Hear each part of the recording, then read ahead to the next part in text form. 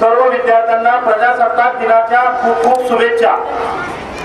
सर्वप्रथम तुम्हा सगळ्यांना माहिती आहे का, आपल्या भारताला आपण रिपब्लिक कंट्री असं म्हटलो, येस ऑर नो?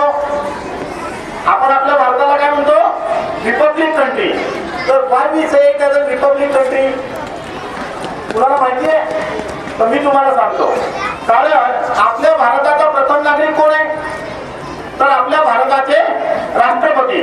आणि आपल्या भारताचे राष्ट्रपती हे निवडणुकीच्या माध्यमातून आपल्या ठिकाणी निवडले जातात, म्हणून आपल्या भारताला त्या ठिकाणी रिपब्लिक कंट्री असं म्हटलं जातं। आपल्या भारताला आपण प्रजासत्ताक असं म्हणतो, म्हणजे खरी सत्ता कुणाच्या हातामध्ये? तर नागरिकांच्या हातात आहे। तर आजचा आपल्यासाठी दिवस जो आहे तो अत्यंत महत्त्वाचा आहे, हे आपल्या सगळ्यांना कल्पना आहे।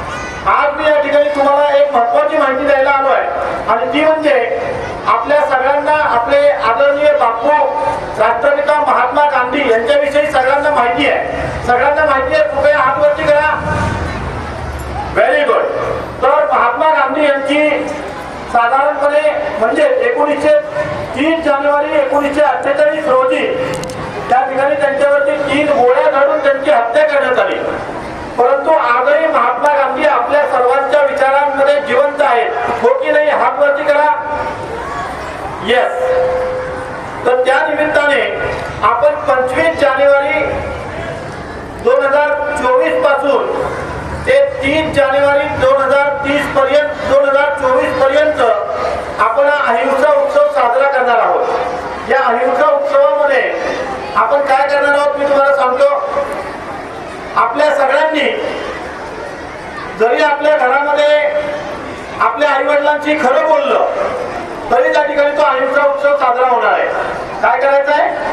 खरं बोलायचं आहे। त्याचबरोबर लहान मुलांनी आपले स्वतःचे कपडे धुणे, अगदी घरामध्ये छोटी छोटी कामं करणे, श्रमदान करणे, आणि अशा प्रकारच्या माध्यमातून छोट्या छोट्या गोष्टीतून आपण अहिंसा उत्सव साजरा करणार आहोत। तर त्या निमित्ताने आपण खरं बोलणे, श्रमदान करणे, त्याचबरोबर अहिंसा म्हणजे कुणावरती न रागवता आपल्या प्रत्येकामध्ये सहनशीलता कशा पद्धतीने वाढेल यासाठी सुद्धा आपण त्या ठिकाणी योगदान द्यायचं आहे। या ठिकाणी अनेक पालक या ठिकाणी उपस्थित आहेत। मी पालकांना विनंती करतोय की जर तुम्हाला आपल्या मुलांना अशा प्रकारच्या छोट्या छोट्या ऍक्टिव्हिटी त्यांना तुम्हाला ठरवता आल्या तर याच्यामधनं त्यांना एक चांगला संदेश मिळणार आहे। आणि महात्मा गांधीजींचा जो विचार आहे सत्य, अहिंसा आणि सत्याग्रह, याचा आपण जो विचारधारा आहे ही विचारधारा आपण जनमानसापर्यंत पोहोचू शकू।